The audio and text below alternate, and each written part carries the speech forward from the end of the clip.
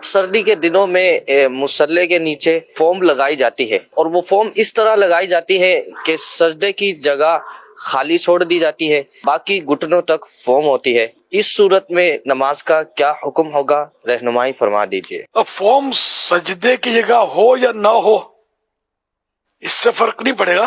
اصل مسئلہ یہ کہ سجدے میں اس طرح پیشانی جمانی ہے کہ زمین کی سختی محسوس ہو۔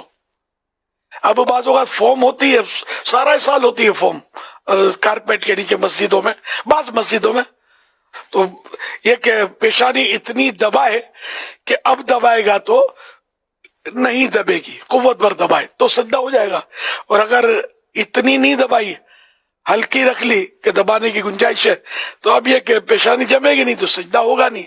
سجدہ جب نہیں ہوگا تو نماز نہیں ہوگی، یہ مطلب بس ذہن میں رکھنا ہے۔ تو یہ کہ فوم بچھانا میرے خیال میں، جو میرا ذہن ہے، وہ نہیں ہونا چاہیے۔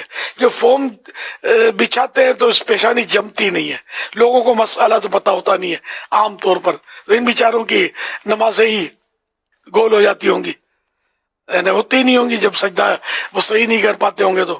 اور دوسرا یہ کہ جن کو مسئلہ پتہ ہوتا ہے تو یہ کہ پھر وہ پیشانی کو جمانے میں بیچارے زور لگاتے رہیں گے تو نماز میں خشوع و خضوع کو نہیں ملے گا، وہ زور لگاتا رہے گا۔ پھر امامہ پہنا ہوگا تو بعض بار زور لگانے سے امامہ اتر جائے گا اس کا، تو یوں ٹوپی الٹ جائے گی، تو تکلیف ہوتی ہے۔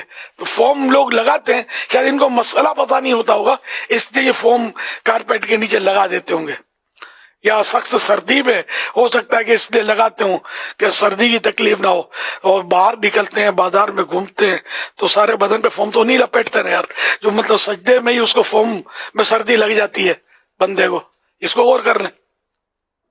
دروازے بند ہوں، کارپیٹ بچھا ہو تو سردی تو رکتی ہے، سردی رک جاتی ہے کسی حد تک۔ مسجدوں میں ہیٹر بھی بعض جگہ لگاتے ہیں تو یوں بھی سردی رکتی ہے، تو فوم ہی کیا ضروری تھا۔